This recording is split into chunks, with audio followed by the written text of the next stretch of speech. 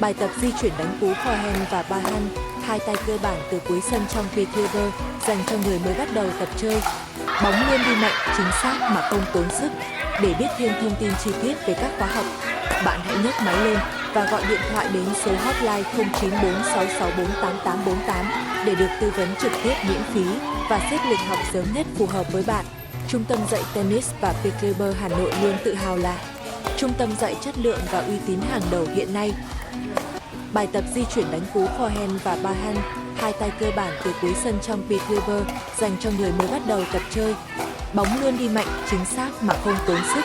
Để biết thêm thông tin chi tiết về các khóa học, bạn hãy nhấc máy lên và gọi điện thoại đến số hotline 0946648848 để được tư vấn trực tiếp miễn phí và xếp lịch học sớm nhất phù hợp với bạn. Trung tâm dạy tennis và pickleball Hà Nội luôn tự hào là trung tâm dạy chất lượng và uy tín hàng đầu hiện nay.